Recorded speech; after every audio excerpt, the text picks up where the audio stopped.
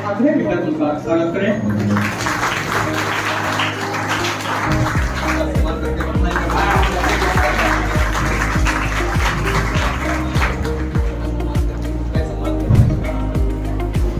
क्योंकि ये इस महाविद्यालय का 11वां स्थापना दिवस है और इस महाविद्यालय का अस्तित्व मात्र और मात्र अध्यक्ष महोदय की उपस्थिति से होता है।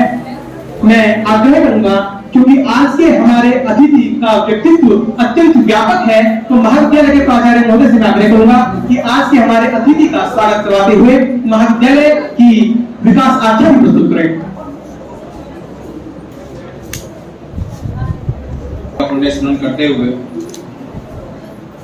हम सबके लिए परम सौभाग्य की बात है कि आज ये संस्था अपनी स्थापना के 10 वर्ष पूर्ण कर रही है और इसके पूर्णता में इस संस्था के संस्थापक अध्यक्ष पंडित ईश्वर चंद्र शर्मा जी,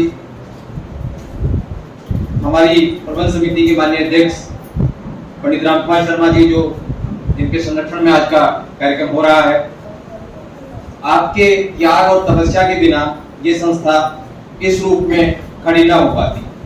आज जो दो विद्वान हमारे बीच में हैं, स्थापना दिवस व्याख्यान के लिए जिनसे प्रार्थना की गई, वे देश के जाने माने नाम। उनके समक्ष हम कुछ चीजें प्रस्तुत कर रहे हैं और वो चीजें वो हैं जिनके बारे में आप ज्यादातर अवगत हैं। 300 बच्चों की संख्या के साथ 2013 में संस्था शुरू हुई और इन 10 साल में हम 3000 की संख्या तक पहुंचे। जो मुझे लगता है कि मैं डॉक्टर साहब के बारे में कह सकता हूं, डॉक्टर PK संजय जी, हमारा सौभाग्य है, हम इसको किस रूप में देखें कि पहले पद्मश्री महाविद्यालय में आए और जैसे हम कहते हैं कि पहले पद्मश्री आए हैं, लेकिन अब एक चेंज होगी पूरी। आखिर कहीं से शुरुआत होती है। तो डॉक्टर साहब से जब मैंने रिक्वेस्ट की तो उनके अपने संकोच थे, लेकिन अब मैं ये तो नहीं कहूंगा कि भाई डॉक्टर साहब कितना कुछ छोड़ के आए हैं चीजों को, क्योंकि वो इस देहरादून के नहीं, इस राज्य के नहीं, देश के जाने माने सर्जन हैं। और एक सर्जन जब अपने ऑपरेशन थिएटर में काम करता है तो उसके लिए हर घंटा किसी की जान बचाने का भी होता है और उस जान बचाने की एक कीमत भी होती है। तो जब डॉक्टर साहब ने आधा दिन निकाला है तो हम अंदाज लगा सकते हैं कि उन्होंने हमें कितना कुछ दिया। ये तो एक पहलू, लेकिन वो जितने बेहतर डॉक्टर हैं उससे ज्यादा बेहतर इंसान, जिसे हम कहते हैं कि पूरे कद का इंसान अगर देखना हो तो डॉक्टर PK संजय जी को देख लीजिए। उन्होंने दुनिया के कई देशों में काम किया है, अरब देशों से लेकर और जापान से लेकर और दुनिया के विकसित देशों तक में उन्होंने एक सर्जन के रूप में काम किया। अपने फील्ड में वो बड़े रिसर्चर हैं और आप अंदाज लगाइए कि भारत सरकार ने उनकी मेडिकल सर्विसेज के लिए उन्हें पद्मश्री से सम्मानित किया, तो कितना बड़ा कार्य होगा। डॉक्टर साहब की ही प्रतिमूर्ति डॉक्टर गौरव संजय जी हमारे बीच में हैं और डॉक्टर गौरव संजय जी के परिचय मैंने देखा कि आप सऊदी अरब में रियाद में ब्रिटिश स्कूल में आपकी स्कूलिंग हुई। देश के प्रतिष्ठित संस्थानों से आपने अपनी MBBS और MS की पढ़ाई की और उनके 50 से ज्यादा रिसर्च पेपर अलग अलग जगहों पर हैं। तो दो चिकित्सक ही नहीं, 2 रिसर्चर, 2 समाजसेवी और 2 बड़े कद के इंसान हमारे बीच हैं। हम जिस भी तरह से आपका स्वागत करें वो कम है और हम इस अवसर पर अपने महाविद्यालय की प्रबंध समिति के अध्यक्ष जी की उदारता के प्रति जिन भी शब्दों में आभार व्यक्त करें वो भी कम है, क्योंकि जब हमने जो यहाँ सकारात्मक रूप से करने की कोशिश की, आपका हाथ हमेशा हमारी पीठ पर और एक हाथ आपका हमारे एक कदम से आगे राह दिखाता हो। धन्यवाद, बहुत बहुत आभार। धन्यवाद सर। मैं अपने लॉ कॉलेज के प्राचार्य से आग्रह करूंगा, सर कृपया आप मंच पे आ जाइए। जब प्राचार्य जी बोल लेते हैं तो उसके उपरांत कुछ बोलने के लिए शेष नहीं रहता है, किंतु उसमें संदर्भ छोड़ देते हैं कि वहीं से मैं कुछ चीज पकड़ लेता हूं। अभी कह रहे थे सर कि प्रशंसा हम अपने मुंह से करें तो अच्छा नहीं है, अगर समाज प्रशंसा करता है तो अच्छा है। प्रशंसा किसी व्यक्ति के व्यक्तित्व के ऊपर 4 तरह से प्रभाव छोड़ती है। पहले कुछ होते हैं जिनकी प्रशंसा आप करते हैं तो उनके कार्य करने की गुणवत्ता बढ़ जाती है, किंतु इसके विपरीत कुछ लोग होते हैं जिनकी के आप मूल प्रशंसा करते हैं तो उनकी कार्य करने की गुणवत्ता घट जाती है। इसके अतिरिक्त कुछ लोग ऐसे होते हैं जो देखते हैं कि प्रशंसा करने वाला पात्र कौन है, तो आज ये अवसर है कि एक पिता को एक पुत्र की प्रशंसा करने का अवसर प्राप्त होगा। निश्चित रूप से एक तालियां कौन श्रद्धेय और सुंदर के लिए। तो जो आपकी नजरों में वफादार बहुत थे, पर तो वही लोग वफादार बहुत थे। जो आपकी नजरों में वफादार बहुत थे, पर तो वही लोग वफादार बहुत थे। बदनाम हुए जिनके लिए अहले मोहब्बत, वो फूल से चेहरे भी गुनहगार बहुत थे।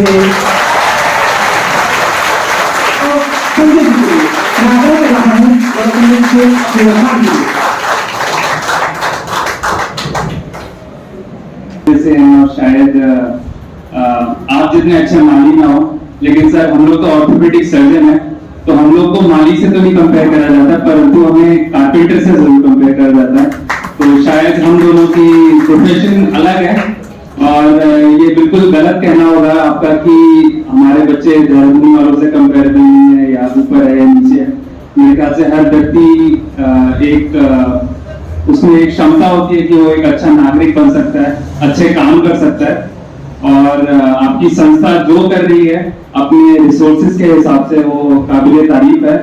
और मैं सब बच्चों को भी बताना चाहूंगा, शायद आप लोगों को पता ही होगा, अध्यक्ष जी ने अभी कुछ देर पहले जब हम लोग उनके कमरे पर बैठे हुए थे तो उन्होंने बोला कि मेरे को मौका मिला कि यही संस्थान है, शायद मैं रुड़की मेन सिटी में भी खोल सकता था, लेकिन शायद उनको अपने गांव और अपने एरिया से इतना प्रेम था कि लिमिटेड रिसोर्सेज में शायद, देखो बिजनेस तो हर व्यक्ति कर रहा है, लेकिन आप देखिए कि अगर वो अपने समाज को कहीं ना कहीं से उसकी उत्पत्ति के लिए कुछ करना चाहता है तो मेरे ख्याल से बहुत बड़ी बात है, और आप बधाई के पात्र हैं सर। अगर कुछ आंकड़ों की बात करें तो हर साल 1.5 लाख लोग मर रहे हैं रोड ट्रैफिक एक्सीडेंट से। ये कई गुना ज्यादा है सर। जैसे हम लोग आपने देखा होगा जब कोविड हुआ तो हर आदमी कोविड के बारे में बात कर रहा था। ऐसा क्यों? क्योंकि सब लोग इफेक्ट हो रहे थे, किसी का काम इफेक्ट हो रहा था, कोई स्कूल नहीं जा पा रहा था, हमारी जो दिनचर्या थी सबकी इफेक्ट हो रही थी, और हर व्यक्ति के मुंह पर से देखिए जी कोविड है कोविड है कोविड है, तो इतना ज्यादा कोविड। लेकिन कोविड के जो चरम सीमा थी उस वक्त भी इतने लोग नहीं मर रहे थे जितने रोड ट्रैफिक एक्सीडेंट में आज भी लोग मरते हैं। शायद कुछ एक पीक टाइम हुआ होगा जब कोविड से जो नंबर ऑफ डेथ्स है वो रोड ट्रैफिक एक्सीडेंट कारें इतना स्ट्रेस दे रही थी, लेकिन रोड ट्रैफिक एक्सीडेंट अभी भी इतने ज्यादा निगलेक्ट होते हैं। हमें ऐसा लगता है कि चोट लग गई एक्सीडेंट है कोई बात नहीं है, तो होते रहता है, अस्पताल बचाओ है ना, लेकिन कोई इश्यूज को हम लोग अभी भी एड्रेस नहीं करते हैं। आंकड़ों की बात करें तो 70% जो मृत्यु होती है वो 18 से 45 साल के एज ग्रुप में होती है, और मुझे बड़ा दुख होगा ये बताने के लिए आप सब लोग के बीच में कि परसों ही हमारे स्टाफ की एक लड़की जिसकी उम्र 24 साल थी, इधर ही लक्सर के रहने वाली थी, गांव की लड़की थी, रक्षाबंधन की छुट्टी लेके गई थी। एक दिन उसने कहा अपने भाई को, छोटे भाई को राखी बांधनी है सर। वो सुबह 6 बजे निकली हॉस्पिटल से, नई एक्टिवा ली थी उस लड़की ने, शायद यहीं पर हरिद्वार के आगे और लक्सर के बीच में कहीं कोई टर्न होगा। लड़की हेलमेट पहन के गई हुई थी, छोटे कद की लड़की थी। एक स्पीड ब्रेकर आया, स्पीड ब्रेकर पर शायद वो थोड़ी बहुत स्पीड में होगी, स्पीड ब्रेकर से गिरी, उसे हेड इंजरी हुई, चोट लगने के 12 घंटे के अंदर उसकी मृत्यु होगी। तो ये तो मैं आपको कई फोटोग्राफ जैसे आगे दिखाऊंगा, तो शायद पहले तो हम ये फोटोग्राफ्स इंटरनेट या कोई जैसे कहते हैं ना वायरल वीडियो से ले लेते, देख के हम आप लोग के साथ शेयर करते थे, बट ये तो रियल लाइफ दुर्घटना है जो शायद जैसे आप कहते हैं कि आपका परिवार है, तो हमारे भी परिवार की एक सदस्य अपनी जान गंवा चुकी है रोड ट्रैफिक एक्सीडेंट से।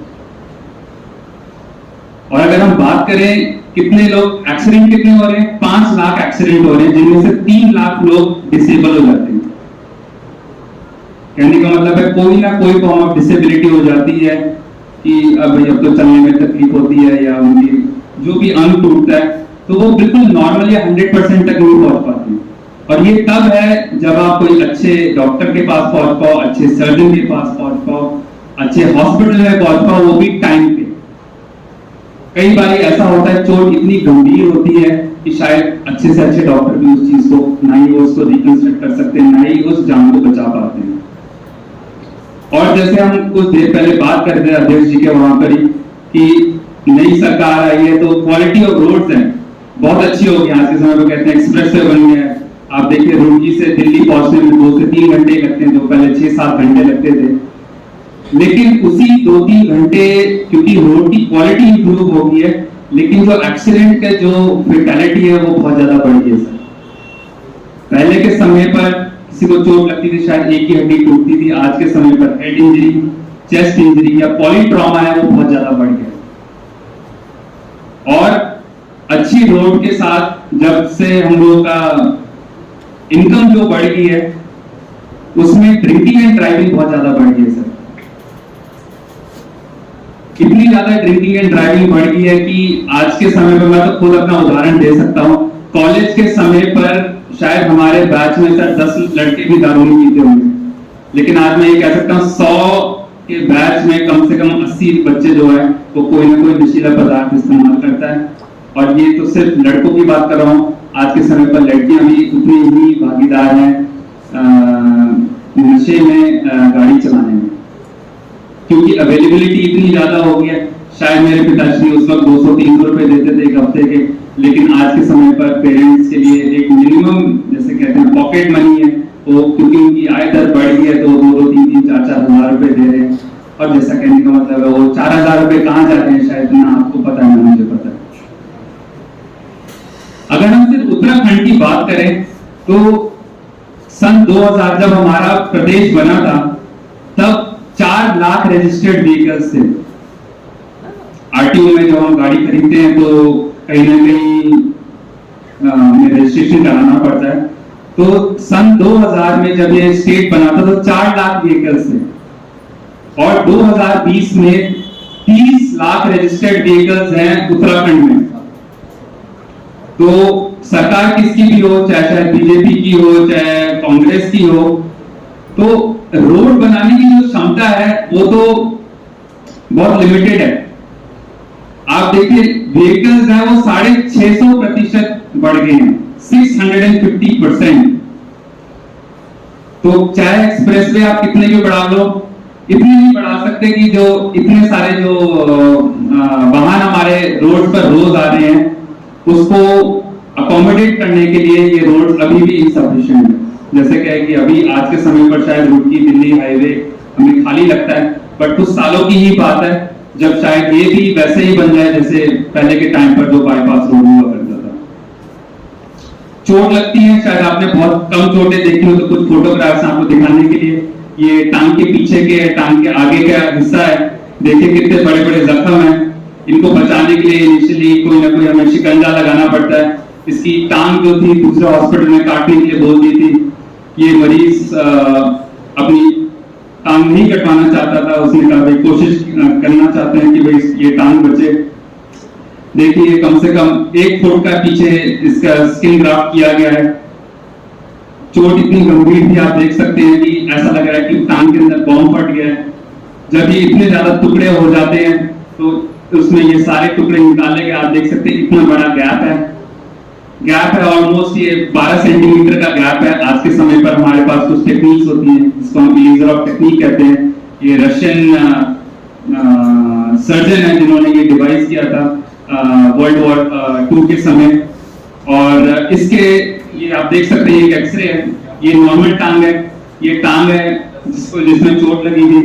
इसमें लिखा भी है 29.5 सेंटीमीटर और ये 37 सेंटीमीटर है। तो ये टांग का आप देखिए जॉइंट लेवल है, इतनी टांग छोटी थी। और आज के समय पर हम ऐसी टांगों को भी बचा सकते हैं। ये देखिए ये शिकंजा ऐसा लगता है जिसको हम लेजर ऑफ फिक्सेटर कहते हैं। ये लास्ट फॉलोअप है 2022 का, ये पेशेंट चल रहा है, आप देख सकते हैं कि बिल्कुल जादू है। ये वही टांग थी जो इतनी छोटी थी, लेकिन अब ऑपरेशन द्वारा अब हम ऐसी टांगों को बचा सकते हैं। समय जरूर लगता है, ऑलमोस्ट 2 साल इस मरीज को लगे। और मैं बताना चाहूंगा भाई, ऊपर कुछ एक हफ्ते पहले ही पुणे से वापस आ रहा था, तो ये जो व्यक्ति है ये ड्राइवर था, और ये जैसे उसने मेरी शक्ल देखी एयरपोर्ट पे, तो नमस्ते करके आने लगा, अरे डॉक्टर साहब आप कैसे, आप अकेले कैसे, बड़े सर कहाँ पर है? मतलब अपने कोई काम से गया हुआ था।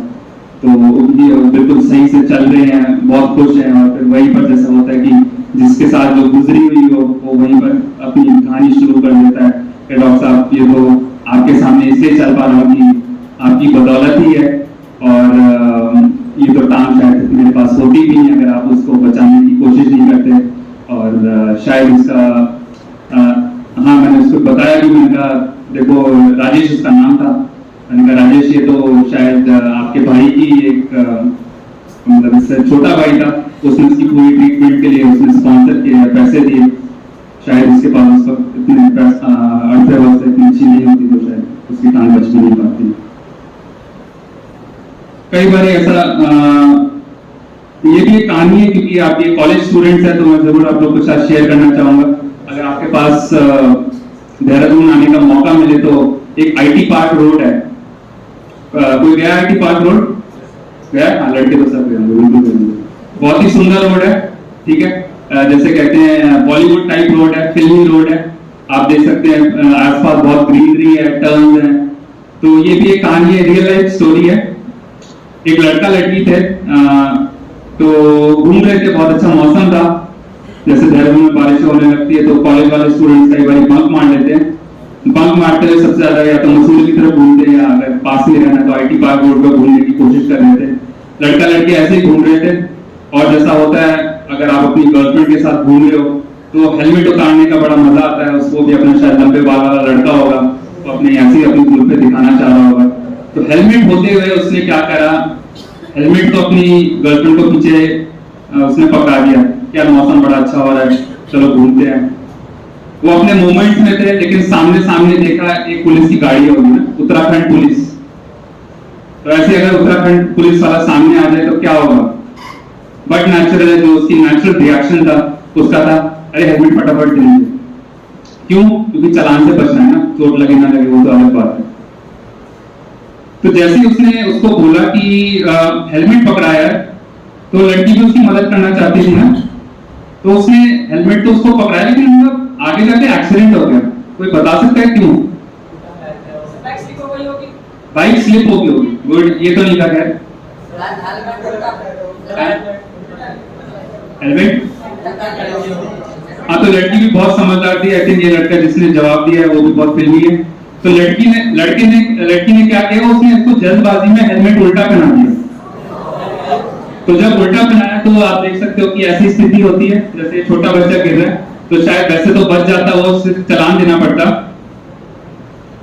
तो गिरने के बाद कोई ना कोई हॉस्पिटल पहुंचना था, तो शायद हमारा हॉस्पिटल आसपास था, तो वहां पहुंचे। तो आप ये देख सकते हैं कि ऊपर केस करा कि तुम्हारे लड़के ने मेरी लड़की को फंसाया, तुम्हारी लड़की ने मेरे लड़के को फंसाया। इस पर अभी भी देहरादून कोर्ट में केस चल रहा है। तो आप देखो कि भाई सारी लव स्टोरीज बहुत सक्सेसफुल नहीं होती हैं, और कोई लंगड़ा हो जाता है, कोई लूला हो जाता है, और आपस में लड़ाई भी चलती रहती है। चोट कई बार बहुत गंभीर हो जाती है, जैसे मैं पहले बता रहा था, पॉलीट्रॉमेटाइज्ड पेशेंट्स होते हैं। आप लोग शायद साइंस के स्टूडेंट्स नहीं है, लेकिन हीमोग्लोबिन आप देख सकते हैं इस व्यक्ति का 5.3, नॉर्मल हीमोग्लोबिन 14 के करीब होता है, टोटल काउंट है 28,000 से ऊपर। तो सब सेप्टिसीमिया में पेशेंट थे, टांग बचाना चाहते थे, एक टांग पहले ही कट चुकी थी। इसकी जो स्टोरी थी बहुत इंटरेस्टिंग है सर। ये अपने भाई के साथ लाल तप्पड़ में जो मशरूम फैक्ट्री है वो वहां पर काम करता था, सरदार था लड़का। इसके शाम को वापस घर जा रहा था, एक्सीडेंट हुआ, जो दूसरा भाई था ऑन द स्पॉट उसकी डेथ हो गई। इलाज कराने के लिए वहां पर नियरेस्ट मेडिकल कॉलेज लेके गए, और एक टांग तो ज्यादा डैमेज थी तो उनको पहले ही बोल दिया कि ये तो कटेगी। दूसरी टांग कटने की नौबत थी, तो मदर को बताया गया कि भाई इसका इलाज करना है। तो उसको बचाने के लिए सर 17 यूनिट ब्लड ट्रांसफ्यूज किए गए। मतलब ये आंकड़ा इससे दिखाने के लिए कि 17, 20, 25, 30 10 ऑपरेशन हुए 20 दिन की हॉस्पिटलाइजेशन के दौरान। तो आप सोच सकते हैं कि कई बार किसी व्यक्ति को बचाने के लिए या टांग या हाथ बचाने के लिए कितना ज्यादा जूझना पड़ता है। डॉक्टर को भी पैसे तो कोई भी आदमी देगा नहीं देगा कई बार, लेकिन कई बार लाइफ को बचाने के लिए रिसोर्सेज जैसे कि जो फाइनेंशियल स्टेटस होना भी जरूरी है, नहीं तो कई बार कोई चीजें पॉसिबल हो नहीं सकती। एक टांग जो थी, इसकी सारी जो मांसपेशी थी वो इतनी ज्यादा सूजने लगी थी कि खून का दौरा उसका बंद होने लगा था। कोई ना कोई ऐसी ट्रीटमेंट जिसको हम वैक्यूम असिस्टेड क्लोजर कहते हैं वो करनी पड़ी। बहुत मुश्किल से ये टांग बची इसकी। ये मनदीप है, ये उसका भाई है जो ऑन द स्पॉट जिसकी डेथ हो गई थी। फाइनली अब वो ठीक है। ये एक इंटरेस्टिंग वीडियो है, आप सब लोग देखिए इसे। पहले मैं पॉज करूंगा इसको, ठीक है। तो वीडियो का इंपॉर्टेंस है कि आज के समय पर हम सबके पास एक मोबाइल फोन है जिसको हम स्मार्टफोन कहते हैं, और उसने हमें बहुत ज्यादा स्मार्ट बना दिया है। इतना ज्यादा स्मार्ट बना दिया है कि कई बार हम इससे इतना ज्यादा डिस्ट्रैक्ट हो जाते हैं और शायद हम लोगों को पता नहीं हम कितना ज्यादा डिस्ट्रैक्ट हो जाते हैं। इसे स्टूडेंट्स के लिए, शायद सब स्टाफ मेंबर्स के लिए भी है। बहुत अलार्मिंग वीडियो है, और जैसे कहते हैं कि देख के शायद आप लोगों को कुछ चीज समझ में आए, मेरी बात तो शायद गलत भी हो सकती है। वीडियो का जो मोटिव है वो ये बताने के लिए है कि एक्सीडेंट होने में कितना समय की जरूरत है, ठीक है। तो इस थोड़ा सा मैं संक्षेप में बताना चाहूंगा कि इस वीडियो में जो करना चाहते हैं वो ये है कि ऑडियंस को ये दिखाना चाहते हैं कि कितने समय में एक्सीडेंट हो सकते हैं। तो उसके लिए क्या किया गया, जो कहते हैं कि भाई what is the methodology of doing the experiment. तो इसमें क्या करते हैं, जैसे हम सब लोग मूवी हॉल में जाते हैं तो टिकट खरीदते हैं, नहीं खरीदते हैं। टिकट खरीदते हैं तो मान के चलो वहां पर उसने आपका नाम और मोबाइल नंबर ले लिया है ताकि आपको एक टिकट दे दिया जाएगा। और मूवी हॉल में जब हम घुस जाते हैं तो उसके सामने, जैसे पहले आपने देखा होगा कि पहले राष्ट्रीय गान आता है या कोई ना कोई ऐड आती है, तो उस समय जो मूवी हॉल वाले हैं उनके पास आपका मोबाइल नंबर है, डेटा है, और फिर वो आपको एक मैसेज भेजते हैं। तो बस अब आपको मैं वीडियो दिखाना चाहूंगा। सॉरी, हाँ। तो ये हांगकांग में एक्सपेरिमेंट कंडक्ट किया गया। तो देखिए सब लोगों ने अपने मूवी हॉल में सेटल डाउन हो रहे हैं, टिकट ले लिया, लिखा हुआ अनसस्पेक्टिंग मूवी गोअर। उनको नहीं पता है कि ऐसा कोई एक्सपेरिमेंट कंडक्ट हो रहा है, ठीक है। ये एक लोकेशन बेस्ड ब्रॉडकास्टर है, मतलब उन्हीं हॉल में कोई ना कोई बैठा हुआ है, ठीक है। अब देखिए एक कार है, ये ऐसे जैसे आप सामने आप लोग देख रहे हैं, ऐसे होता है ना, हम लोग मूवी हॉल में पॉपकॉर्न ले लिया, आगे देख रहे हैं आगे क्या ऐड चल रही नहीं चल रही, जो हमारा मतलब की है।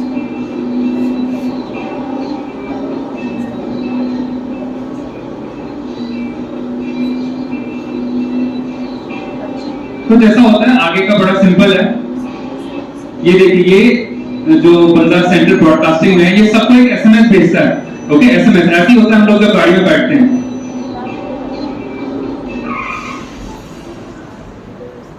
शायद ऑडियो बहुत ज्यादा तेज नहीं है यहाँ पे, नहीं तो ये बहुत ही सब लोगों के मुंह ऐसे खुले होते हैं जब बाकी जगह पर हम जहां पर जाते हैं।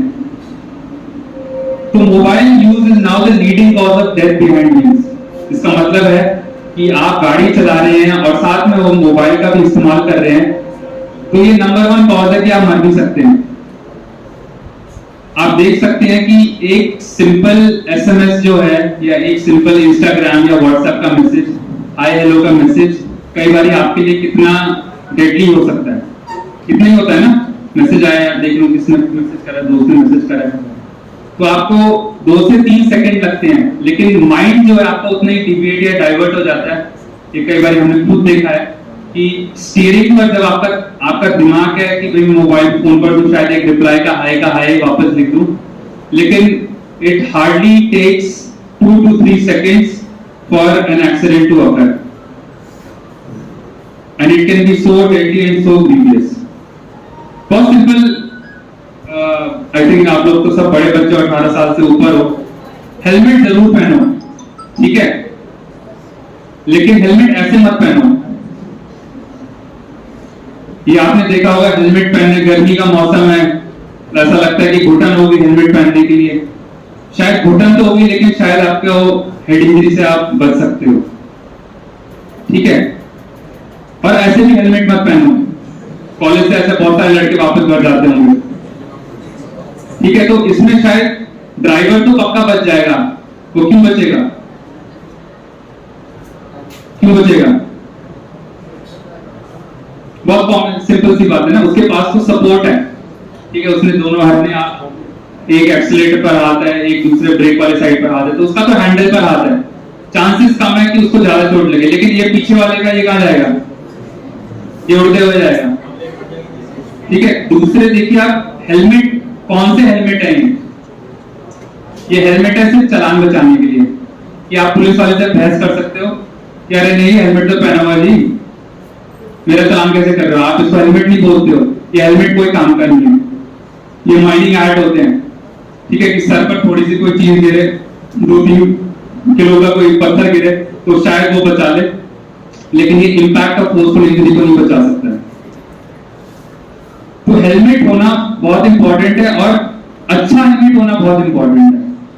हम लोग कई बार गाड़ी बहुत महंगी खरीद लेते हैं, लेकिन वही पैसे बचाने के लिए या चिंता चोरी करने के लिए हेलमेट बहुत पुअर क्वालिटी का खरीदते हैं। और जिस लड़की के बारे में बात कर रहा था, जो हम लोगों ने रेट्रोस्पेक्टिवली सर उस चीज का देखा, तो लड़कियों के लिए मैं बताऊंगा, हेलमेट बच्चों आप लोग लेते हो, लड़कियां लेती हैं, वो ना 3/4 और सर्कल जैसा वाला हेलमेट लेती है ना, कि हमें आगे जॉब के लिए सपोर्ट ना मिले, जैसे जो कहते हैं मेल वाला जो मिलता है, जैसे ये वाला एग्जैक्टली जैसे ये वाला हेलमेट होता है। इस हेलमेट में फिर भी जगह होती है कि आपके जो कहते हैं जॉ लाइन को बचा सके। तो उस लड़की के साथ क्या हुआ सर, जैसे मैं बताया, वो 4 फुट 11 इंच की उसकी हाइट होगी, 40-42 किलो उसका वजन होगा, उसने एक्टिवा ले रखा था, पांव शायद उसके उसमें भी नहीं पहुंचते थे। आपने देखा होगा लड़के ना ऐसे ऐसे करके, बस या तो ऐसे ऐसे करके ये करके, लड़के समझ सकते कि उन्होंने ट्राई कर रखा है। तो आप देखिए कि वो 50-60 किलोमीटर की रफ्तार पर भी होगी, लेकिन क्योंकि लाइट वेट थी तो वो उछल गई। आप समझे, स्पीड ब्रेकर पे तेज हुई तो उछली, अपना वजन तो नहीं कर पाई, अब वो टॉपल कर गई। दूसरा क्या है कि हेलमेट पहन रखा था उसने, खास बात ये हेलमेट पहन रखा था, लेकिन शायद उसकी स्ट्रैप लूज हो गई। स्ट्रैप लूज हुई तो क्या हुआ कि जब वो घूमी तो हेलमेट उसका उतर गया, हेलमेट ही उतर गया, तो फिर हेलमेट क्या बचा पाएगा आपको। इसलिए जो है कि स्ट्रैप और हेलमेट अच्छे, it should be snugly fit, सही साइज का हेलमेट बहुत जरूरी है। अब आप देखिए कि उसके घर वाले हेलमेट से पहना था जी, फिर भी तो क्या फायदा हेलमेट पहनने का, ऐसी बात नहीं है। अगर आप 4 पहिए वाहन इस्तेमाल करते तो सीट बेल्ट जरूर पहनिए। बहुत मुश्किल काम नहीं, मुझे लगता है 2 या 3 सेकंड ही लगते हैं। आजकल तो सारी की सारी गाड़ियां जो होती हैं उनमें सीट बेल्ट इनबिल्ट होती है, मतलब मैन्युफैक्चरिंग ही नहीं हो सकती है बिना सीट बेल्ट के, पहननी है। चलो मैं आप लोगों से एक सवाल पूछूंगा, सीट बेल्ट का इन्वेंशन किसने किया है, कोई बता सकता है? कोई स्मार्ट होगा तो अभी गूगल पर देख लेगा। स्टाफ से भी पूछना चाहूंगा, किसी को पता है सीट बेल्ट का इन्वेंशन किसने किया है, इनोवेट किसने किया है? नहीं पता। चलो अच्छी चीज भी देखा करो गूगल पे कभी कभार। तो सीट बेल्ट आपको बताना चाह रहा है किसने? कौन है ये? कौन है मतलब ये किसने क्या करा? बताओ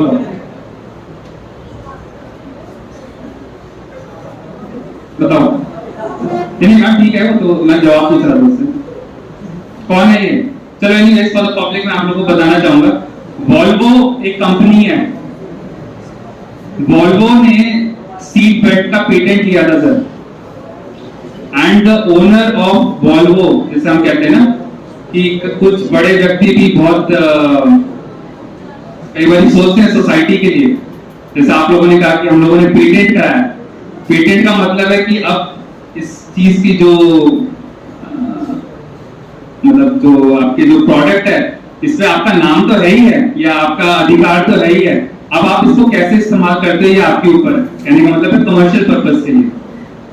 तो जो वॉल्वो कंपनी है, इन्होंने अपनी जो पेटेंट की जो इसकी जो राइट्स है वो उसके उन्होंने for the welfare of the general public, उन्होंने ये सब लोगों को ये कहा था कि नहीं, ये जो पेटेंट है ये सिर्फ हमारा नहीं है। जैसे हम कोविड की वैक्सीन के बारे में बात करते हैं कि भाई अगर फाइजर ने इस चीज को डिस्कवर भी करा, but for the general public view ये सबको मिलना चाहिए, क्योंकि इसमें सबका कहीं ना कहीं पूरी सोसाइटी को इससे फर्क पड़ेगा। तो वॉल्वो ने सीट बेल्ट का इनोवेशन करने के बाद ये पूरी पब्लिक के लिए अपना जो पेटेंसी राइट्स है वो गिव अवे किए, और आप देख सकते हैं कि सीट बेल्ट से आज के समय पर भी बहुत सारी जानें बच रही है। ट्रैफिक लाइट सबको पता है, रेड, ग्रीन और येलो। सबसे ज्यादा एक्सीडेंट कौन सी लाइट पर होते हैं? नहीं, येलो, ऑलवेज येलो। क्यों? इंडिया में तो ये बहुत ज्यादा वैसे भी समझने की बात है भी नहीं। येलो पर क्यों सबसे ज्यादा वो होते हैं एक्सीडेंट? क्योंकि जो रेड पर जो रुका होता है उसको जल्दी होती है, यार मैं तो रुका हूं, मैंने तो अपनी सारी नियम कानून पूरे करे, है ना, अब तो मेरा टाइम आ गया जाने का। और जो ग्रीन से येलो हो रहा था उसको क्या आग लगी होती है, निकल लो, नहीं तो फिर 2 मिनट 3 मिनट रुकना पड़ेगा। तो येलो लाइट बहुत खतरनाक है इसलिए क्योंकि इंटरसेक्शन होता है, लोगों को डिसीजन लेना। रेड को मतलब सभी को पता है कि अब रुकना ही है। येलो में एक बंदा सोच रहा होता है जल्दी निकलूं, दूसरा बंदा होता है कि बस अब छूट जाऊं, तो yellow light is very dangerous. शहर के अंदर चला रहे हो तो ऑलवेज लो बीम, अगर हाईवे पर हो एच पर हाईवे और एच पर हाई बीम। ऐसा क्यों? कभी किसी ने हाई बीम पर विंटर्स में चलाई है गाड़ी? मतलब दूसरे तरफ से देखा है? कुछ दिखता है? नहीं दिखता। स्पीड लिमिट हमेशा फॉलो कीजिए, शायद आपके कॉलेज के सामने भी होगा, एजुकेशन इंस्टीट्यूट के सामने 5, 10, 15, 20 ये सब स्पीड लिमिट्स होते हैं, और हमारे अथॉरिटीज ये देख रही होती है कि भाई इतने लिमिट्स पर अगर हम ड्राइव करेंगे तो शायद एक्सीडेंट की जो मात्रा है वो कम हो जाए। क्या नहीं करना है? अरे भाई पानी पिलाओ, पानी पिलाओ, पानी पिलाओ। क्यों भाई, क्यों पानी पिलाना है? पानी इसलिए व्यक्ति मांगता है, चोट लगने के बाद उसको घबराहट होती है। जैसे अभी शेर आ जाए यहाँ पे, सब लोगों का मुंह सूख जाएगा, ठीक है, लेकिन प्यास नहीं लग रही है। एक बॉडी का एक अपने फिनोमेनन है सर, कि ना डर लगने लगता है, डर की वजह से हमारा मुंह सूखने लगता है। तो चोट लगने के बाद हर आदमी को लगता है बस अब तो मर गया, अब तो कुछ नहीं हो सकता, मैं तो गया। ऐसे ही होता है कि पानी मांगते हो, पानी पिलाने से क्या दिक्कत हो सकती है? दिक्कत ये हो सकती है अगर वो अनकॉन्शियस है तो आपने उसको मार और दिया। क्यों? क्योंकि उसको पता ही नहीं कहाँ क्या चीज गुटकने से कहते हैं फंदा लगना। फंदा इसलिए लग जाता है क्योंकि जो चीज पेट में जानी चाहिए वो आपके फेफड़ों में चल जाती है, जिसको हम कहते हैं एस्पिरेशन। एस्पिरेशन हो जाता है तो व्यक्ति वहीं का वहीं मर जाता है, ठीक है। दूसरी दिक्कत है, शायद इतनी दिक्कत ना भी है लेकिन प्रॉब्लम आ सकती है आगे एनेस्थीसिया के लिए। आप हॉस्पिटल जाते हो, डॉक्टर साहब कहते हैं अरे वो तो अभी ऑपरेशन थिएटर में लेके जाना पड़ेगा। अगर आप लोग किसी भी देखा होगा आपने हॉस्पिटल में, ऑपरेशन थिएटर में एनेस्थीसिया के लिए कम से कम 6 घंटे का खाली पेट होना जरूरी है। 4 से 6 घंटा, 4 घंटे फ्लूइड्स और 6। बहुत बार ये देखा, अरे डॉक्टर साहब बस हॉस्पिटल के सामने इसको थोड़ी सी अभी चाय पिला दी, अरे अभी फ्रूटी पिला दी, कोल्ड क्यों पिला दी। हॉस्पिटल पहुंचने के बाद डॉक्टर पूछता है कि नहीं आप इसको पानी पिला सकते हैं, जरूर पिलाइए, है ना। लेकिन कई बार क्या हो जाता है कि इमरजेंसी में तो हम कुछ ना कुछ जरूर करते ही हैं, लेकिन वो प्रोसीजर की जो रिस्क है वो ज्यादा बढ़ जाती है। कहने का मतलब है कि भाई हो सकता है बेहोश करने में, बेहोशी करने की वजह से ही आपको कोई दिक्कत बढ़ सकती है। तो वाटर कभी भी फोर्स मत कीजिए विक्टिम को, है ना, जब तक कि वो हॉस्पिटल ना पहुंचे। हेलमेट तभी आप निकालिए जब आपको पता है कि उसको हेड इंजरी जैसी कोई चीज नहीं है या खून नहीं बह रहा है। क्यों? क्योंकि पता चले आप उसकी गर्दन ही मोड़ दो। कई बार चोट होती नहीं है, निकालते समय आप और सूजन पड़ जाती है, निकालने में दिक्कत, कई बार हेलमेट को काटने की भी जरूरत पड़ती है, और वो 100% है कि आपके पास वो औजार नहीं होंगे हेलमेट काटने के लिए। बोरे की तरह मत उठाओ मरीज को। बहुत जगह देखा होगा, 2 हाथ पकड़ लिए, 2 पांव पकड़ लिए और पूरा झूल रहा है ऐसे, और चीखें चिल्लाए जा रहा है। आपको लग रहा है, मतलब कहने का मतलब आपके हिसाब से तो आप उसकी मदद कर रहे हो, लेकिन कई बार आप उसकी चोट बढ़ा भी सकते हो। पता नहीं चलता वो इस चीजों के, क्योंकि वो तो अपने होश आवाज में नहीं है, लेकिन चोट बढ़ जाती है कई बार। स्पेशली कमर की चोट, रीढ़ की हड्डी की चोट, शायद चोट लगते समय उसके पांव चल रहे हो, आपके उठाने की वजह से उसके पांव काम करने बंद कर दे, पता नहीं चलता क्योंकि आपने नहीं देखा, वो अपने ना घर वाले उसके बारे में बता पाएंगे, लेकिन ये प्रॉब्लम होती है। तो शिफ्टिंग बहुत इंपॉर्टेंट है। बेमतलब पर भीड़ मत करो। आजकल लोग बचा तो रहे नहीं है, व्हाट्सएप बना लेते हैं यार, हमारे गांव के लड़का चलो बना लेते हैं ना, बाद में दिखाऊंगा इसको। ये सब चीजें बाद में हो सकती है, पहले हमेशा विक्टिम को आप प्लीज बचाइए, उसकी मदद करने की कोशिश करिए। बेफालतू पे वहां पर खा पंचायत मत करो, हमारे गांव का लड़का है जी ऐसे कैसे कर दिया, हमारे गांव की लड़की ऐसे, ये सब चीजें आप बाद में पुलिस स्टेशन के सामने जो आपको करने करो। लेकिन इसलिए मैं आपको बता रहा हूँ, एक गोल्डन आवर का कंसेप्ट है। गोल्डन आवर कहने का मतलब है 60 मिनट जो होते हैं कोई भी एक्सीडेंट विक्टिम के लिए, वो सबसे ज्यादा इंपॉर्टेंट होते हैं।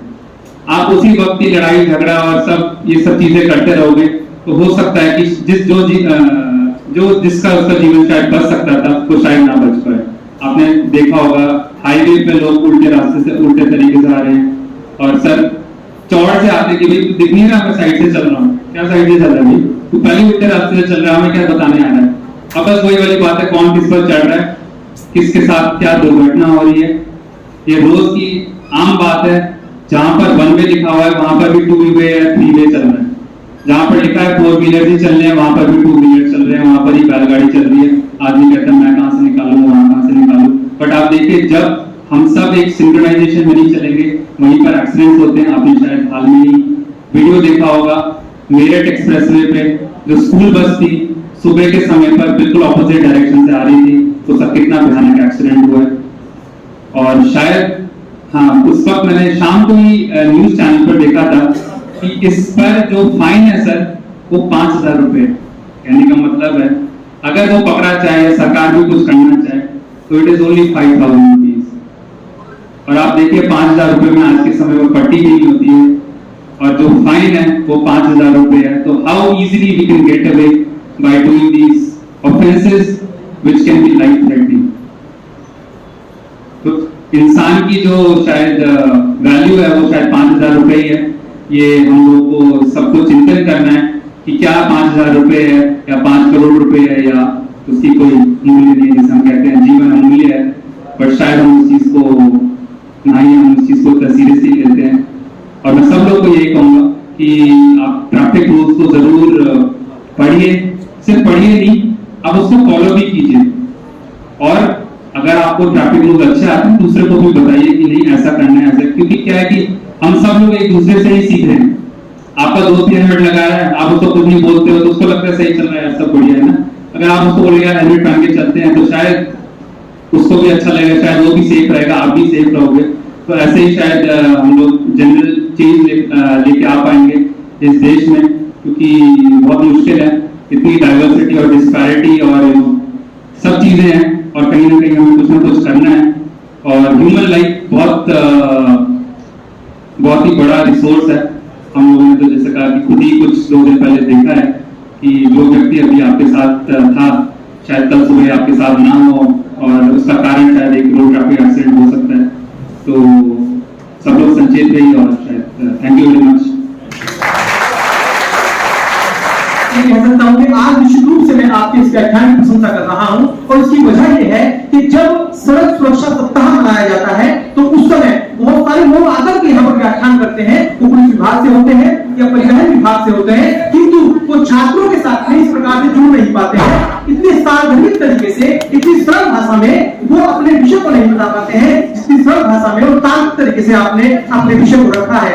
मैं आमंत्रित करने जा रहा हूँ आज के हमारे मुख्य अतिथि परम श्रद्धेय Padmashri doctor VKS Sanjay sir. आइए सर।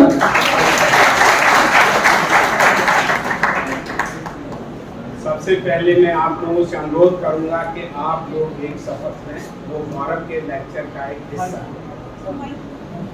10 गौरवपूर्ण वर्ष के अवसर पर चमनलाल महाविद्यालय लंढौरा हरिद्वार के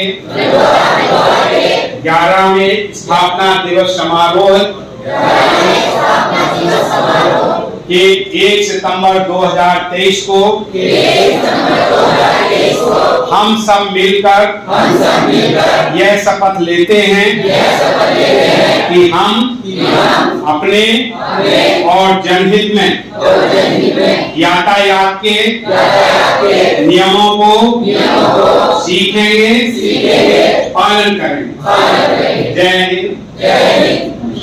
क्योंकि इस लेक्चर को 2 भागों में इसलिए बांटा गया है और इसलिए कहा गया कि जैसे गौरव ने जो सड़क सुरक्षा के लिए कहा हुआ है, और हमारा सब लोगों का उद्देश्य भी यही है कि आप यहाँ से यदि जितने भी बच्चे आए, यदि 10 बच्चे भी इन जो फोटोग्राफ को, जिन घटनाओं को अपने आप दिमाग में डाल लेंगे, तो मैं आपसे 100% कहूंगा, एक जो कहावत होती है कि दूध का जला हुआ छाछ भी घूम घूम के पीता है, तो शायद आप वो भी बात करोगे। क्योंकि जो घटना मैं बार बार बता रहा हूँ, जो लड़की थी, लक्सर की थी, कल मैं उसके परसों पिताजी से भी मिला था, कल उसका भाई भी आया था। लड़की बड़ी एम्बिशियस थी, बहुत एम्बिशियस थी। कुछ घटनाएं बताएं, हो सकता है कुछ बच्चे डायरेक्टली इनडायरेक्टली उसके घर वालों को या उसको पहुंच भी जाएंगे जो हम घटना बता रहे हैं। उस लड़की ने इतना है कि जब वो पढ़ रही थी इंजीनियरिंग नर्सिंग, तो उसने पिताजी ने उसे कहा, नहीं बेटा हम नहीं, तुम पढ़ो ना, इतना हम पढ़ा नहीं पाए। उसने कहा नहीं पापा मैं तो पढ़ रही।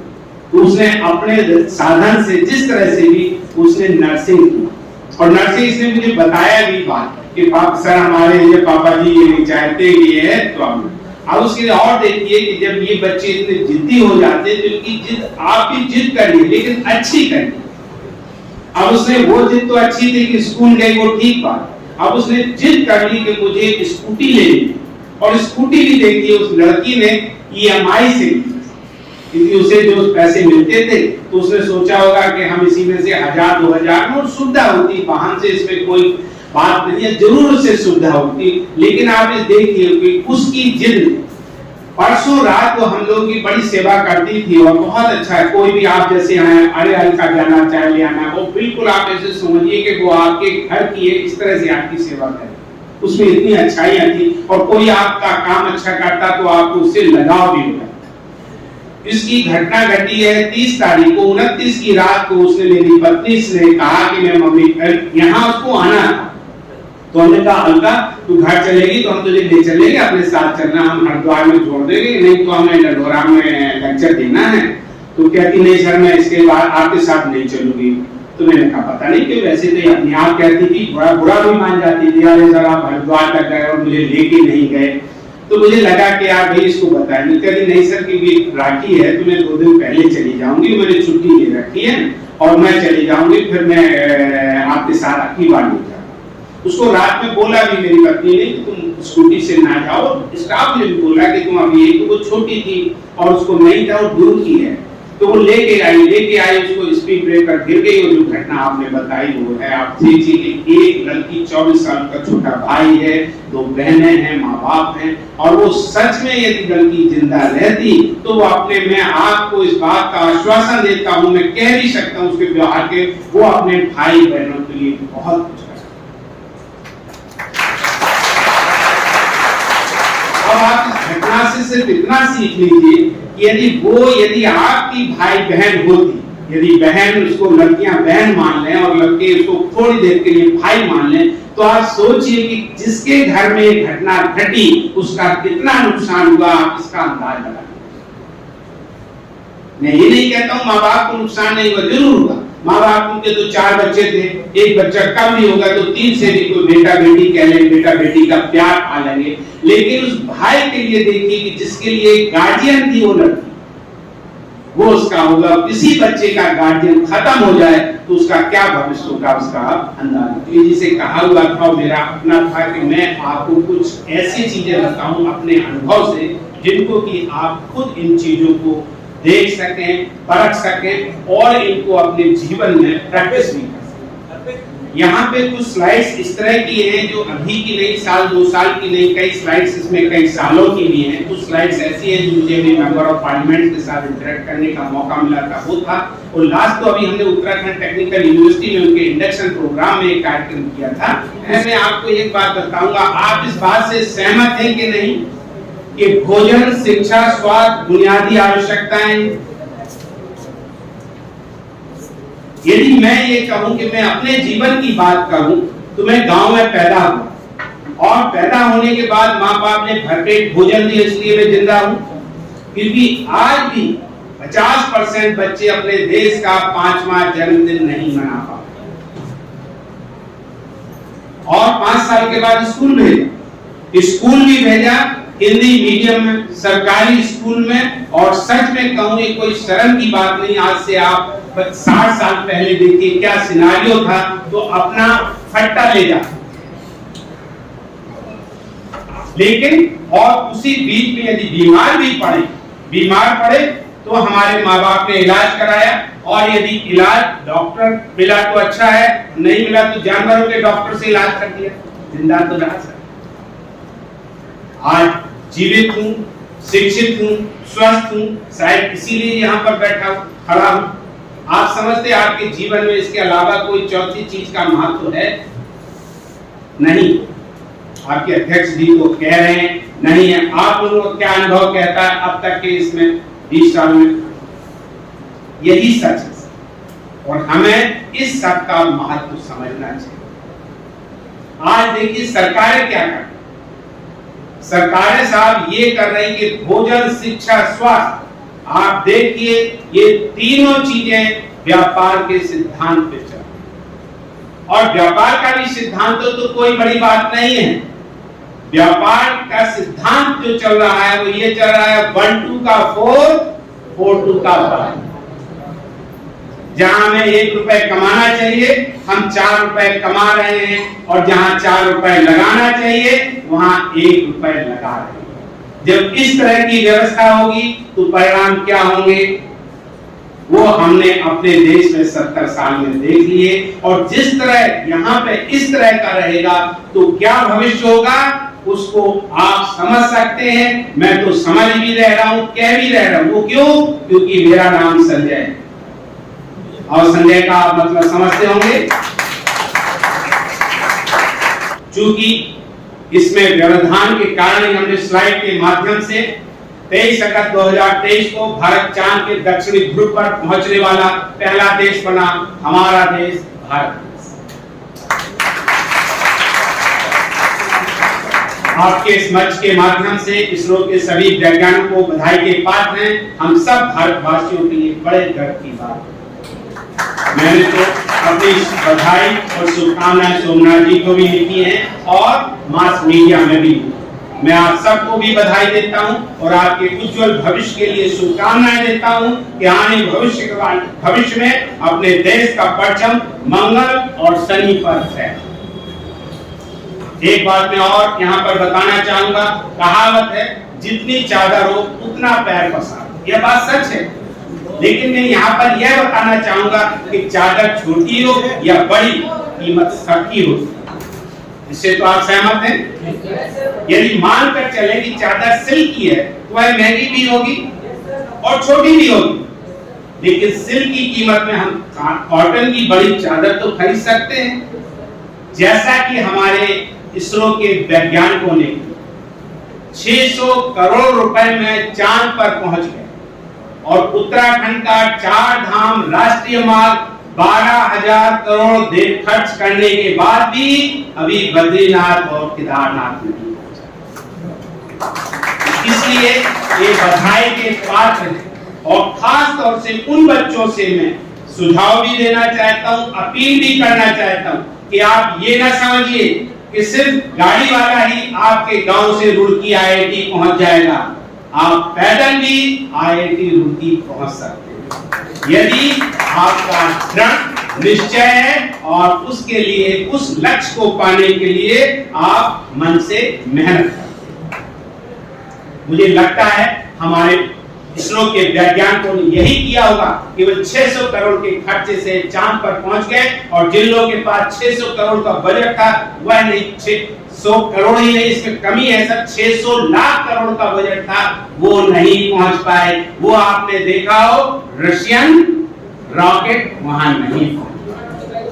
इससे आप और सीख लीजिए कि आपने कछुए की कहावत तो सुनी होगी, कछुए और खरगोश की। खरगोश ने छलांग लगाई और फिर सो गया, रसिया ने छलांग लगाई, फेल हो, लेकिन हमारा कछुआ चांद पर पहुंचा। क्योंकि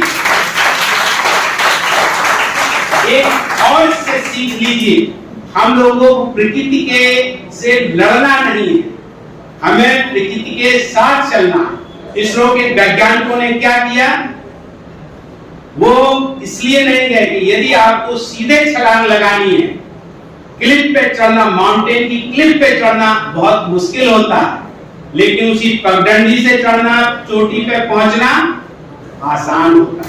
और यही हमारे इसरो के वैज्ञानिकों ने किया।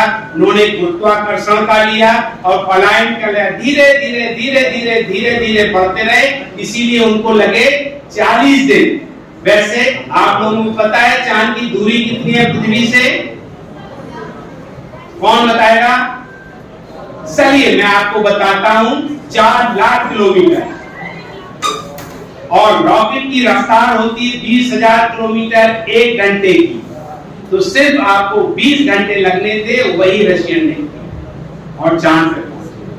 लेकिन उसके पहुंचने के लिए, इतनी जंप करने के लिए आपको कितना चाहिए था? और एग्जैक्टली यदि आप कहें तो चांद की दूरी है 3,86 करोड़ 400 किलोमीटर। तो आपको आसान करने के लिए, याद करने के लिए लगभग 4 लाख मानिए, 4 को 3 कह दिए, फिर 8 है, 6 है, 4 है, 00। तो आपको अब याद करने में मैं समझता हूं 90% लोगों को तो इसमें कोई असुविधा नहीं होगी, हो सकता 10% लोगों को भी रहे। तो आप हमेशा इस बात को याद रख सकते हैं कि चांद की दूरी कितनी।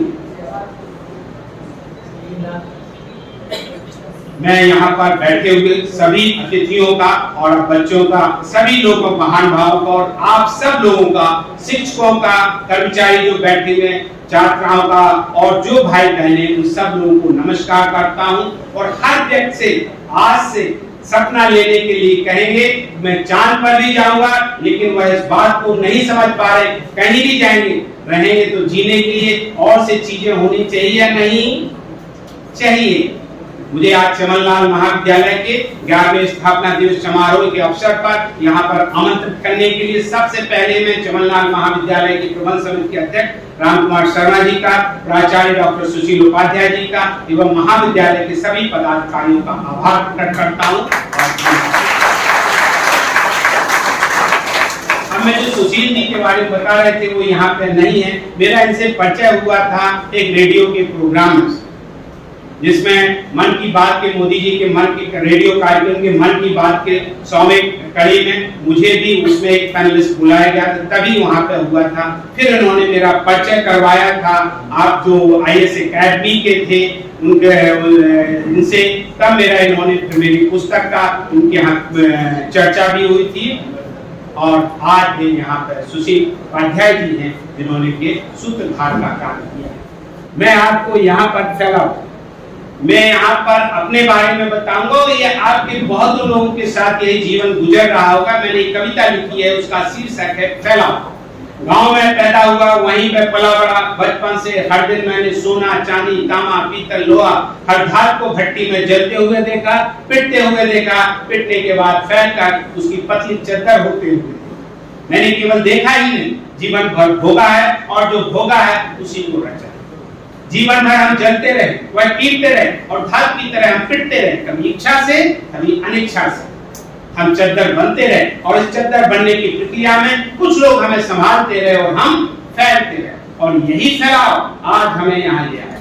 जो सब आप यहाँ देख रहे हैं, यह सब इसी फैलाव का परिणाम है। मैं कृतज्ञ हूँ उन लोगों का जिन्होंने मुझे संभाला और उन सब लोगों का भी जिन्होंने मुझे पीटा। कृतज्ञ हूँ, वह पीटते रहे और फैलते रहे। मैं तो कहूंगा आपके मंच के माध्यम से मैं आपकी संस्था को और आपके अध्यक्ष जी को नमन करता हूं, बधाई देता हूं कि शिक्षा का दान से बड़ा कोई दान नहीं, कोई दान नहीं। मेरा मानना है हर किसी को तीनों चीजें यानी कि भोजन, स्वास्थ्य, शिक्षा मिलती है तो हर कोई स्वस्थ, खुश और सक्षम होगा और राष्ट्र निर्माण में अपना उचित योगदान देगा। राष्ट्र निर्माण का काम किसी एक व्यक्ति विशेष का काम नहीं है, हर भारतवासी का काम है। राष्ट्र निर्माण में योगदान हर नागरिक का कर्तव्य और जिम्मेदारी होनी चाहिए। जब हर व्यक्ति राष्ट्र निर्माण में अपना योगदान देगा तो देश दिन दूनी रात चौगुनी तरक्की करेगा, जिसको कि हम देख रहे हैं। आज हमारे देश में 1 करोड़ आदमी काम कर रहे हैं, तब देश ने इतना नाम कमाया। आप इस बात को सिर्फ अंदाज लगाइए कि 10 करोड़ और 50 करोड़ लोग जब राष्ट्र निर्माण में अपना योगदान देगा तो राष्ट्र कहां पहुंचेगा, इसका हम आप लोग शायद अंदाज नहीं लगा सकते। चांद मंगल क्या हमारा हो सकता है, सूरज भी हमारे पास। लेकिन यदि राष्ट्र का कद छोटा होगा तो स्वाभाविक तौर पर हम सब देशवासियों का कद छोटा होगा, लेकिन जब राष्ट्र का कद छोटा होगा तो उसी अनुपात में हम सब देशवासियों का कद छोटा होगा। जैसा कि मैं अभी आपके रामकुमार शर्मा जी ने कहा था, भाई बड़े जगह में बना लेते, बड़ा नाम होता है, इसमें कोई शक नहीं। आईआईटी के बगल में बना लेते, आपका तो वैसे ही नाम हो जाना था।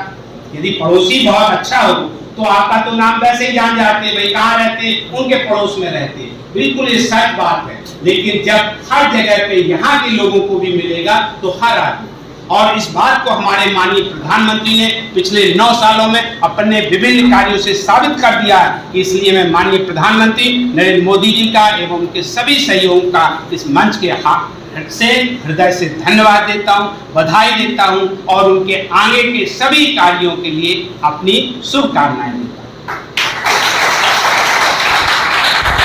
अब आपसे मुझसे संबंधित है कि जिस स्टेज पे हम पहुंच गए शायद हम उसको ना सुधार सकें, लेकिन आप लोग सुधार सकते। Eat less but work for the healthy and happy.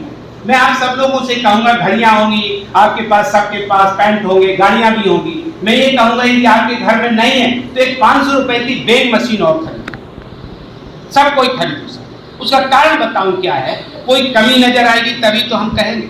यदि मेरा वजन 50 किलो होना चाहिए और जब मुझे पता चलेगा मेरा वजन 60 किलो है, तब मैं कोशिश दूंगा। स्पीडोमीटर में गाड़ी में यदि मीटर ना लगा हो तो हम 50 मीटर पे चल रहे, 100 मीटर पे चल रहे, क्या हमें पता चल जाएगा? नहीं। खास तौर से लड़कियों से भी कह रहा हूँ, लड़कों से भी कह रहा हूँ कि यदि जब आपका वजन जरूरत से ज्यादा बढ़ जाएगा तो आप अपना काम तो छोड़िए, आपको शादी ब्याह में भी प्रॉब्लम होने लगेगी। चलिए शादी ब्याह की बात छोड़ दिया, अकेले भी रहना चाहते हैं, लेकिन स्वास्थ्य की बात होने लगी। क्यों? क्योंकि मोटापा है हर बीमारी की जड़ है। तो आप इस बात को ध्यान रखिए। और यदि आप लोगों ने 10% लोगों ने या 10 ही मशीनें खरीद ली हैं और लोगों को बताने लगे कि सर ने मुझसे ऐसे कहा था, मैंने तो मशीन ले ली है, तो ये हमारे लिए इससे बड़ी सौभाग्य की बात क्या है? हम सभी को अपने काम से ही राष्ट्र निर्माण में योगदान देना चाहिए। मेरी राय से हम सब की पहचान ही काम से होनी चाहिए, ना कि जाति, धर्म, पंथ, लिंग या क्षेत्र। जिस दिन इस देश में हर किसी की पहचान काम से होने लगेगी, तभी ऐसा होता है कि वास्तविक अर्थों में न केवल हम अपने माननीय प्रधानमंत्री का आत्मनिर्भर भारत बनने का सपना पूरा करेंगे और हमारी महामहिम राष्ट्रपति का वक्तव्य कि गरीब सपने भी देख सकते हैं और पूरे भी कर सकते हैं। मैं यहाँ पे आपको एक बात बताना चाहूंगा, ये सच में ताली बजाने वाली बात है। वो इसलिए बात नहीं कि आप अपने लिए बजा रहे हैं, आप दूसरे लोगों के लिए बताएं। आदमी का जीवन है क्या? अंत में मैं आपको इसी से बात करूं, सिर्फ सपने से तो है ना। तो हम आपके सपने पूरे करें, वो आप हमारे सपने पूरे करें, यही आपका उद्देश्य होना चाहिए। और जब हम सभी नागरिक के सपने पूरे होंगे फिर हमारा राष्ट्र एक विकसित राष्ट्र विश्व गुरु बनेगा। और ये अखंड भारत का नक्शा है। अभी कुछ दिन पहले एक राष्ट्र बीजेपी का कार्यक्रम हुआ था आरएसएस का, जिसमें यही एक लगाया गया था और आपने देखा हो अभी पार्लियामेंट में अखंड भारत का नक्शा लगाया गया है तो इसमें कितना बवाला हुआ है, जिसमें सबके लिए अखंड भारत का सपना तभी पूरा हो पाएगा जब हम सब लोग काम करें। सच तो यह है कि व्यक्ति को स्वास्थ्य, शिक्षा और भोजन के मूल्य के इस रहस्य को जानता है। जो व्यक्ति इस रहस्य को जानता है उसे न केवल शारीरिक, मानसिक और वित्तीय समृद्धि मिलती है बल्कि उसे खुशी मिलती है और उसकी प्रसिद्धि चारों ओर फैल जाती है।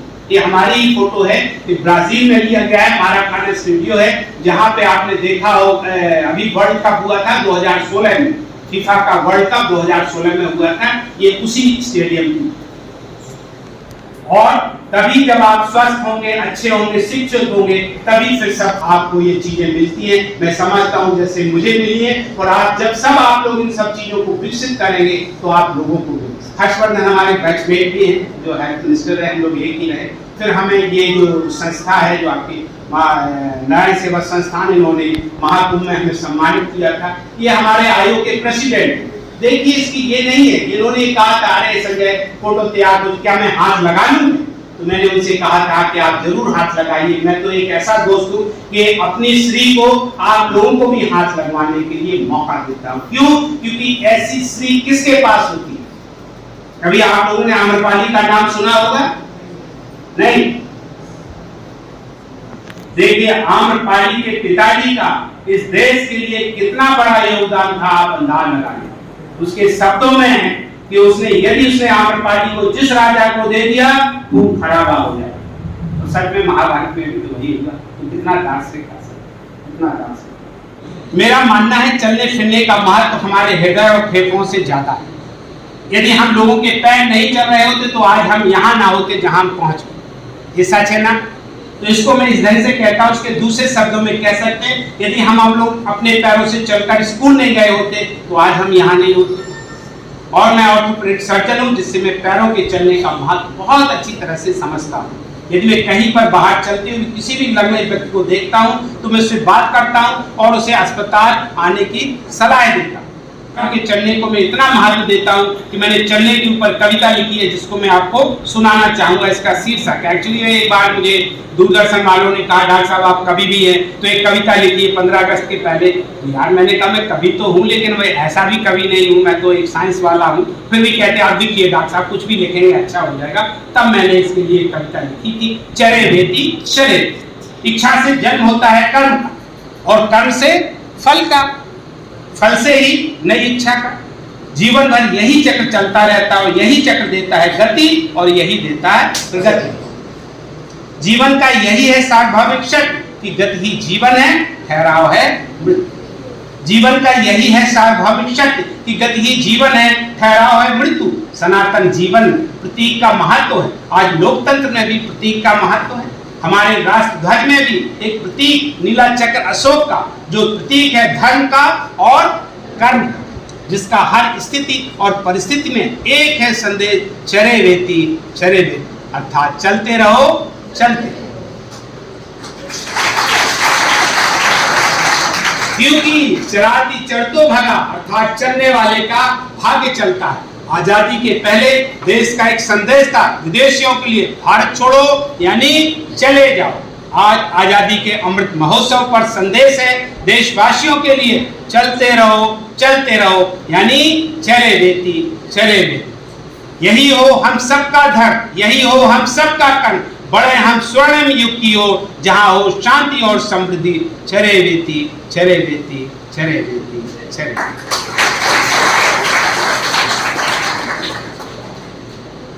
परिवर्तन, जैसा मैंने कहा, एक सार्वभौमिक नियम है। मेरा मानना है कि अगर व्यक्ति, समाज और देश में बदलाव लाने की जरूरत है तो बदलाव लाने के लिए विचारों को बदलने की जरूरत है। हमारे शास्त्रों में लिखा है कि विचारम परम ज्ञानम, ज्ञानम परम परम, अर्थात विचार ही परम ज्ञान है, और ज्ञान से ही सबसे बड़ी शक्ति है। भीमराव अंबेडकर ने कहा था कि जिस तरह एक पौधे को पानी की जरूरत होती है, उसी तरह एक विचार को प्रचार प्रसार की जरूरत होती है, वरना दोनों मुरझा जाते। किसी भी विचार प्रचार के लिए पुस्तकें एक अच्छा, सस्ता और स्थायी माध्यम है। किताबें ऐसी दोस्त हैं, जब भी आप उन्हें अपने साथ चाहते हैं तो वे आपके साथ होती हैं और अपना पूरा कर्तव्य और जिम्मेवारी निभाती हैं। Books are the best friend, love them. मैंने एक पायनियर गेस्ट कॉलम में लिखा है, किताबों के साथ समय और समय परिस्थिति की जैसी कोई बाधा नहीं होती। पुस्तकें न केवल हमारी मित्र हैं, बल्कि हम सबकी एक शिक्षक, गुरु, मार्गदर्शक के रूप में काम करती हैं। मैंने अभी एक कार्यक्रम किया हुआ था, उसके ऊपर एक वाइस चांसलर थे। मैं आपको सिर्फ एक कविता ही इसके बारे में, पुस्तकों के बारे में, क्योंकि बच्चों का है और आप इसके महत्व को बहुत अच्छी तरह से समझेंगे। लगता है रामदास मिश्र का कवि मेरी अंतः चेतना में बिहरते हुए आवाज देता है। मेरे कमरे में अलमारियां हैं, जिसमें देश विदेश की पुस्तकें पंक्तिबद्ध खड़ी हैं। अलमारी के पास ही मेरा बिस्तर है, उस पर लेटकर पुस्तकों को निहारा करता हूँ। मन होता है तो किसी को निकाल कर कुछ देर उसके साथ हो लेता हूँ। मैं इन सब से गुजर चुका हूँ, वे मुझसे गुजर चुकी है। लगता है खामोशी में भी परस्पर बात करती हैं, आती जाती हैं एक दूसरे में। जब कोई मेरे पास नहीं होता तो लगता है वे मेरे और पास आ गए और मैं एकाकार हो गए शब्द और अर्थ की तरह। कभी भी मेरे प्रश्न हैं, कभी नहीं। मैं तो उस धरती में पैदा हुआ जहां पर कांटे कड़वाहट पैदा करने वाले नीम बबूल और बेर की भरमार थी, लेकिन कहीं दूर पर पलाश की भी गुहार थी। इन कांटों और कड़वाहट के बीच पैदा हो गया हूँ पलाश, जिसे विद्वानों ने नाम दिया है जंगल की आग। लेकिन समय आने पर बुझ जाती बड़ी बड़ी आगें। अब जीवन थोड़ा है, बताने को ज्यादा है। सच कहूँ तो पुस्तकों से प्रेम मेरा पुराना है। या यूं कहिए कि कोई प्रेम करने वाला नहीं था तो पुस्तकों से प्रेम कर लिया। मुझे ये पता नहीं कि पुस्तकों से प्रेम कैसे हो गया, लेकिन इस बात का पछतावा नहीं कि पुस्तकों से प्रेम हो गया। वैसे तो मैं ज्यादा समय व्यस्त रहता हूँ, लेकिन जब कोई व्यस्त नहीं मिलता, दोस्त नहीं मिलता, तो अपने पुराने दोस्तों को खोजता हूँ और उन्हीं से संवाद करता हूँ। मुझे लगता है कि पुस्तकें मेरी सबसे अच्छी दोस्त हैं। समय मिलने पर वो मुझे बुलाती हैं। उनमें से एक कहती है, दोस्त सीखने के 3 ही तरीके, देख के, सुन के और कर। आओ दोस्त पास बैठो, मुझसे कुछ बातें करो। मैं वो बातें करूंगी जो तुमने सुनी नहीं होगी पहले। मैं कहती हूँ मेरी बातों को मानोगे तो जीवन अच्छा गुजरेगा, क्योंकि जीवन एक अनुभव, वह अनुभव तुम्हें नहीं है, मुझे है। अनुभव मैंने अपने जीवन में सीखा है। मैं तुम्हारी शुभचिंतक हूँ, सोचती हूँ अपने अनुभव को तुमसे बांटूं, जिससे शायद मेरे लिखने वाले का जीवन तो नहीं संवरा, लेकिन तुम्हारा समझ जाए, यही मेरी इच्छा है। सच तो यह है कि मैंने अपने जीवन में व्यक्तियों से कम, पुस्तकों से ज्यादा सीखा है। पहले मुझे केवल लगता ही था कि पुस्तकें मेरी सबसे अच्छी दोस्त हैं, पर आज मैं अपने अनुभव से आपसे निश्चित तौर पर यही कहूंगा कि व्यक्तियों की तुलना में पुस्तकें सबसे अच्छी दोस्त हैं। धन्यवाद। दोस्तों से प्रेम करो, पुस्तकों से प्रेम करो, तुम्हारी शुभचिंतक पुस्तकें। जिन बच्चों को उस बचपन से ही किताबें पढ़ने की आदत होती है, वे अपने अपने क्षेत्र में प्रगति करते हैं, क्योंकि उनकी किताब और शिक्षक उनके जीवन को आकार देने में योगदान देते हैं। मैं एक ऑर्थोपेडिक सर्जन हूँ और यह आप बना लिए कि हर ऑपरेशन पहले हम उस ऑपरेशन के बारे में किताब पढ़ते हैं, जिससे हम हर बार कुछ नया सीखते हैं और हमें लगता है इस तरह से न केवल ऑपरेशन की गुणवत्ता में सुधार होता है, बल्कि बेहतर परिणाम मिलता है।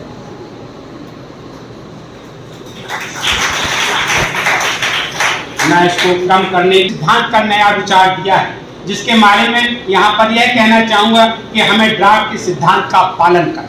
What is draft? Draft means do right at the first time. The first D, do, R, right, A at F first and T time. You just remember that. Draft बहुत मुश्किल का काम नहीं है। ड्राफ्ट कॉपी कहते हैं, उसको खराब कहते हैं, लेकिन ड्राफ्ट जो है वो बहुत अच्छा है, क्योंकि किए हुए काम की मरम्मत और फिर से उसी काम को दोबारा करना महंगा पड़ता है।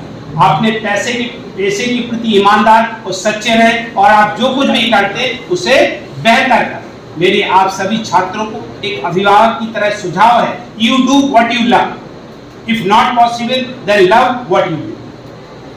क्योंकि कई बार क्या होता है, अर्थात आप वही काम चुने जो आप पसंद करते हैं। यदि किसी कारणवश ऐसा नहीं होता तो आप उसी काम को पसंद करने लगे जो आपको मिला।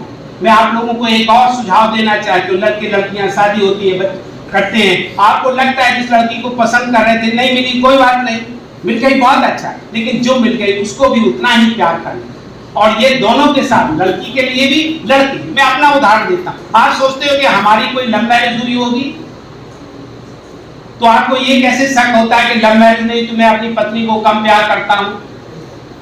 आप अपने सोचिए, क्या आपके पापा आपकी मम्मी को कम प्यार करते हैं, या आपकी मम्मी आपके पापा को कम प्यार करती जबकि उनकी तो लव मैरिज नहीं हुई थी? तो इस बात को हमने जो आपको शब्दों में कहा है उसको आप गहराई से इसको अपने जीवन में ध्यान रखें। यदि ऐसा होगा तो आपका जीवन, क्योंकि यदि आप ऐसे समझौता नहीं है, यदि ऐसा होगा तो आपका जीवन अच्छा एवं शांतिप्रिय गुजरेगा, नहीं तो आपके मन में हमेशा महाभारत चलता रहेगा, जिसका अंततोगत्या का परिणाम विनाश ही होगा। Therefore, do good and be good. जैसा मैंने पहले कहा कि आत्मनिर्भर भारत का मूल मंत्र होना चाहिए सबको भोजन, शिक्षा, स्वास्थ्य, वह अच्छा भी और सस्ता। मेरे समझ से जब तक ऐसा नहीं होगा तब तक आत्मनिर्भर भारत का सपना दूर की कौड़ी ही होगा। इसलिए हमारे देश के नीति निर्माताओं का लक्ष्य होना चाहिए हर बच्चे को भोजन, शिक्षा और स्वास्थ्य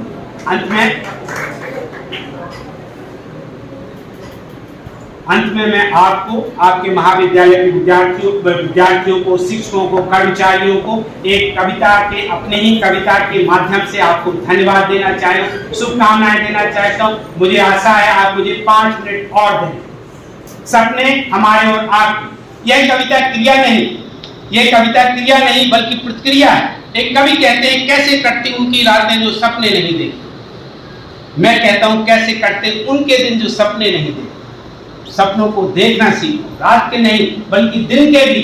रात के सपने तो अनायास आ जाते हैं, लेकिन दिन के सपनों को तो बुलाना पड़ता है, और रात के सपने कभी पूरे होते हैं, दिन के अधिकांश।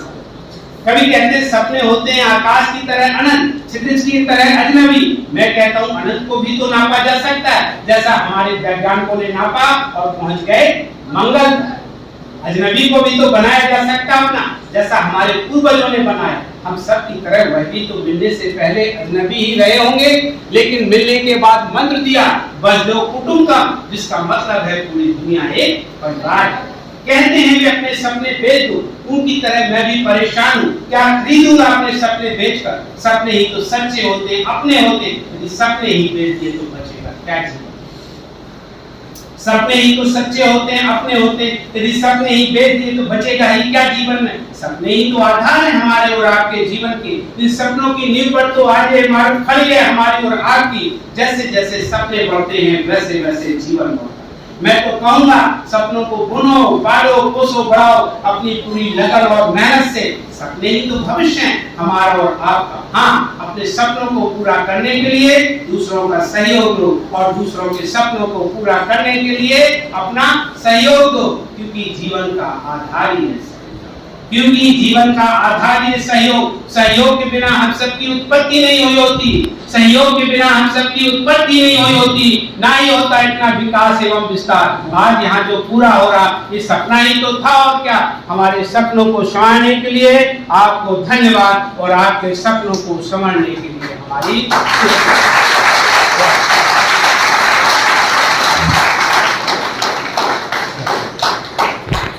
व्याख्यान के लिए मैं आपका आभारी हूँ।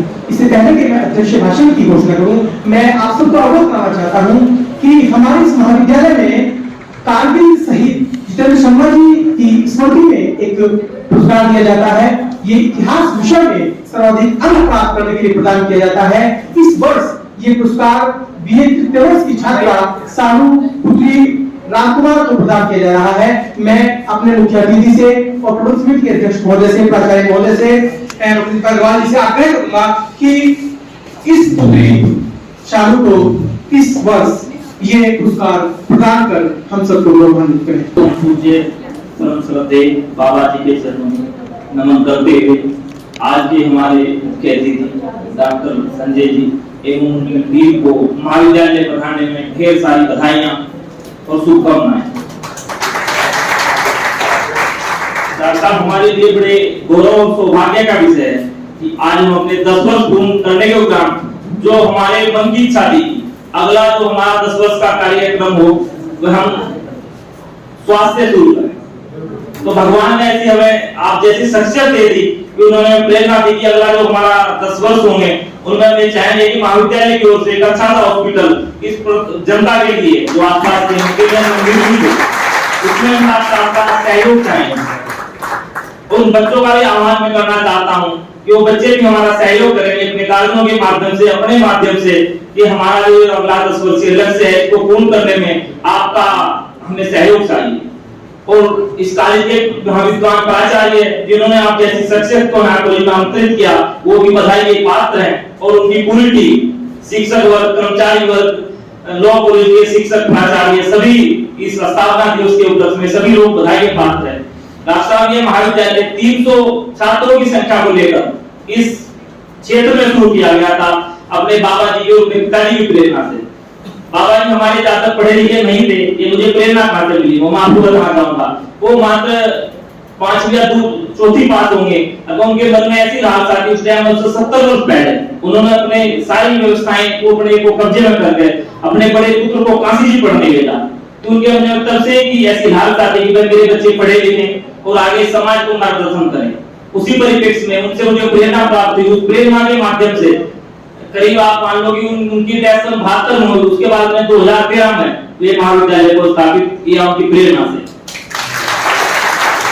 तो जहां तक आपने भी अपने भाषण में बताया कि अपना लक्ष्य निर्धारित करना चाहिए, डॉक्टर इन बच्चों को आप सबको बताना चाहता हूँ कि जब मैं हाई स्कूल में था तब मेरे माताजी का स्वर्गवास हो गया था और मेरी 4 बहनें और एक छोटा भाई था और घर में खेती के अलावा कोई साधन नहीं था। अगर मेरा जो लक्ष्य था भगवान की कृपा से निर्धारित था, उन बहनों को मैं पढ़ाता था। एक बहन मेरी उम्र मात्र 16 वर्ष की थी तब ये घोर आपत्ति आई थी और उस आपत्ति को पार करते हुए मैंने ग्रेजुएशन किया, उसके बाद फिर नौकरी प्रारंभ की। इतना बड़ा संस्थान मेरा लक्ष्य था करना, मेरे को कोई आर्थिक रूप से मैं समर्थ नहीं था कि मैं इस बड़े संस्थान को चला सकूं या खड़ा कर सकूं। सब प्रभु की कृपा और आप सब लोगों की प्रेरणा से मुझे प्रेरणा प्राप्त हुई और आप उस युवा को देख रहे हैं। तो मैं बच्चों को केवल ये बताना चाहता हूँ कि यदि आपके अंदर दृढ़ संकल्प है तो कोई ताकत ऐसी नहीं जो आपको किसी इतना कार्य करने से रोक सके। जितनी हमारी युवा पीढ़ी है ये सब बताई भी बात है कि हमें इस महाविद्यालय में जहाँ का अनुशासन भी अच्छा है, जहाँ की पढ़ाई भी अच्छी है, टीचरों का पूरा फोकस रहता है कि बच्चे का सामूहिक विकास हो, पूर्ण रूप से, वो आर्थिक रूप से भी हो, सामाजिक रूप से भी हो, चारित्रिक रूप से भी, और ऐसी आपको शिक्षक और प्राचार्य मिले हैं तो आप बधाई के पात्र हैं। इन सब बातें को ज्यादा मैं कहते हुए अपनी बात पुनः मैं बधाई देता हूँ डॉक्टर साहब को, उन्होंने अपना समय दिया, महाविद्यालय को अपना आशीर्वाद बनाया और भविष्य में उनकी हमें प्रेरणा मिलती रहेगी। धन्यवाद। जय हिंद, जय भारत। धन्यवाद सर। घूम रहा है काल चक्र का बहुत असंभव पर भटकना, निश्चित एक चीज करनी है, गतिमान जीवन का चलना, लक्ष्य न दूर कहीं हो जाए। अगर क्षणिक विराम कर ले, हम क्षणिक विराम नहीं करते हैं। चमनलाल महाविद्यालय लगातार अपना एक मील का पत्थर भरता जा रहा है, उसी क्रम में एक और मील का पत्थर स्थापित होने जा रहा है। महाविद्यालय की IAS BEd पत्रिका है, आज पुस्तक विमोचन होने जा रहा है। मैं इस पत्रिका के समस्त संपादक मंडल से आग्रह करता हूँ कृपया मंच पे आ जाए और इस पत्रिका को समाज को प्रेषित करें। ये पत्रिका चमनलाल महाविद्यालय की चमन संदेश के नाम से प्रकाशित होगी।